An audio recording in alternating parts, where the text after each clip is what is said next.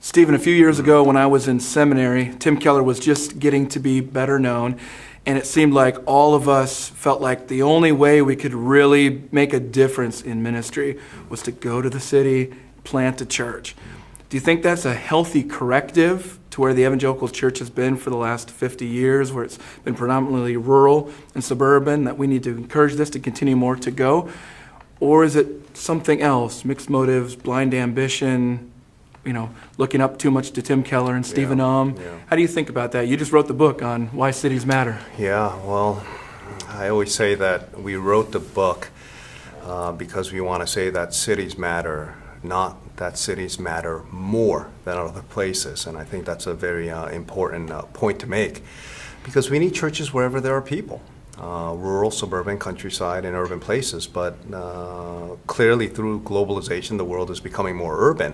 So there is a strategic importance to why we need to have healthy gospel churches in cities. But to disdain others who have been called to other places outside of urban contexts would be arrogance, and in the same way that there are those who are in rural places who might disdain people doing city ministry, and I think there needs to be a healthy humility there. Yeah, well, Jared, do you think of your ministry in Vermont as strategic?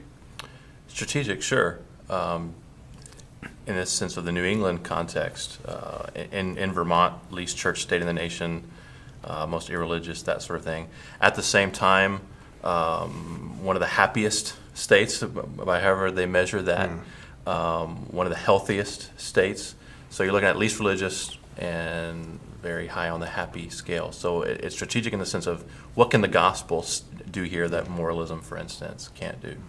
But I think a lot of guys, they want strategic, influential ministry, and that means reaching the culture influencers. Right. Folks in rural contexts are not really shaping the culture. Well, they are in the sense when a young man grows up and leaves and goes into the big city, has big city dreams, that sort of thing. So probably not necessarily the same impact as the trickle down, but we can certainly raise up missionaries who would go into. I can tell you what the impression, the inferiority complex that some in the rural areas have about how some of it sounds. It can be arrogance on the rural end to have a negative view of the city, but how it sounds, just to put you in the shoes of how it sounds, is I remember growing up in high school and organizations that wanted to impact high school campuses for capacity. Yeah, right. The emphasis was on key kids. Yeah, right. The popular kids, right? You want to go athletes. You want to go after the quarterback, the captain of the cheerleading team, that sort of thing. And when you get them, they'll see Christianity as cool enough then to get all of the scrubs and the left behinds. And so when I'm looking at the Gospels and I'm seeing Jesus going primarily to the left behinds, and so I'm not saying that is what is being said, but sometimes the impression given is like, well, the city is the key kids, the city's the popular place. Well, it's interesting. Kathy Keller wrote a piece for the Gospel Coalition about why she loves raising kids in the city. And, a lot of different reasons, pretty interesting, counterintuitive in some ways. And a lot of people in rural areas and rural churches were thinking that it was very judgmental toward them. But I wonder, it almost seems like we just assume that raising kids in a rural context or suburban context is better. We don't have to spell it out because we just know the schools are better, it's safer, and things like that. So I wonder if that's where some of the judgmentalism comes from. You can't even see it in a rural or suburban context. Maybe that's why people in urban settings feel judged or feel like they need to really get out there to say, we need good churches, we need more Christians in cities. Right. Again, I co-authored this book, Why Cities Matter, but we're not trying to say that cities matter more than other places. If you're planting a gospel church in New England, that's strategic. It doesn't matter whether it's urban or rural because it's a very unchurched region. So you can talk about rural ministry in New England as opposed to rural ministry somewhere else and say that it's more strategic. But again, I think we have to be careful that we don't say that we should only do things which are strategic, but we should do what ultimately God is calling us to do. And so if he's calling us to a rural church or calling us to a suburban church or an urban church, that is where we need to be, and we need to obey that call. But we do know that the world is becoming more urban, right? I mean, the year 1800, less than 2% of the world's population was urban. 1900, about 14%, and now we're at about 53%. And by the year 2050, we'll be a little less than 70%. And so that's just the reality. The world is becoming more urban, and therefore we need to have more churches just because there is a high density of population in these urban places. It feels like certainly the statistics show the world's becoming more urban. In the United States, the rural areas are becoming less Christian. I mean, if you look at anything based on anything based on marriage or children out of wedlock or church attendance or things like that, we have this notion of a middle America. This notion that that's really God's country. Those are the real Americans, the hardy folks. But that cannot be more different than the reality of rural areas today. You're much more likely, the more educated you are and the wealthier you are, the more likely you are today and to be in a city, certainly, and also to be in a church. Which is interesting that we think of the cities as the godless places that we need to go that are more strategic in that sense. But that's, I think, an antiquated notion. Like you said, we need them everywhere. We can't take anywhere for granted today. How did you end up in Vermont? In a rural setting. All of Vermont is rural, right?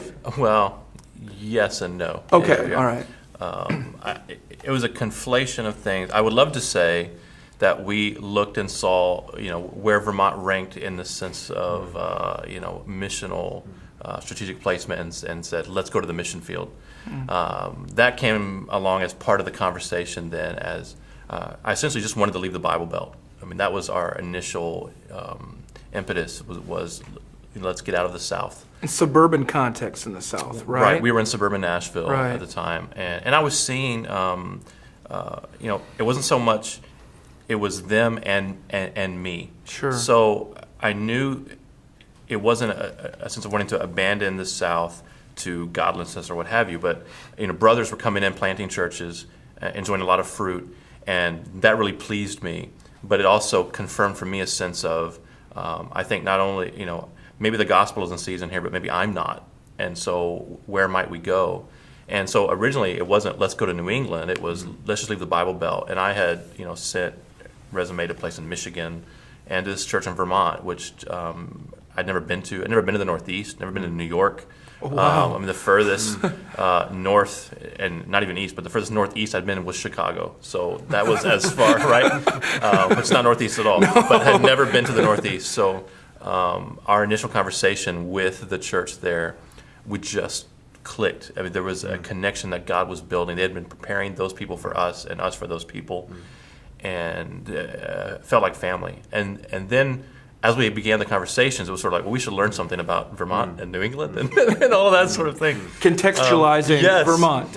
And then it started, but more clarity came in. It was sort of like, oh, okay, what might the gospel do in this place? And it clicked for us, temperament-wise, personality-wise. It's a very introverted culture there. We're, introverted people. They're late adopters, slow changers. I'm not a type A driven entrepreneurial. I'm not a church planter. So it just felt right. We felt a part of those people. Well, let me end on this note. So if people are trying to think of where they might be best suited for ministry, would you look at some of those personality dynamics?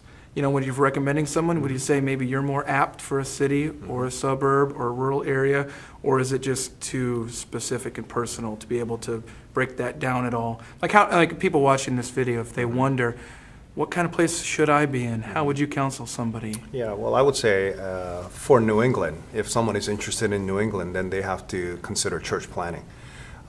Because we don't have enough churches. So they need to, whether in a rural context or an urban context, if you're going to come to New England, then you need to plant a church. And so then I'd ask the But you didn't questions. plant a church? No, but I hear from a lot of guys who want to come up and they say, I'm not a church planter. I'd love to come take over an existing church. I'd like to lead. And because of the context, the nature of the context, it's almost the same sort of work. In fact, Okay. I mean, the word easier is not good, but in some sense, it would be better to actually start from scratch, a new work, than it would be to try to come in. So I would say in my context, in the rural context, guys who have no problem being very patient, having a long view, we took 3 years to establish elders in our church, from the beginning of teaching on the issue to then actually establishing them. So you can't come in with just the idea of, they're slow changing people. Right. They're not very adaptable that way. Like they might be in an urban context in some places. But I imagine that patience is pretty necessary in the city too. Oh, absolutely, absolutely. And I tell guys who are interested in coming to New England or in the city or in the suburbs that if you don't have patience, you're not going to survive in New England, because what can take 2 years somewhere else might take around 7 years in New England. And so you really need to have endurance. I heard Stephen once say it costs twice as much and takes twice as long. So Yeah, that's right. That's right. Wow, right. Thanks, guys. All right.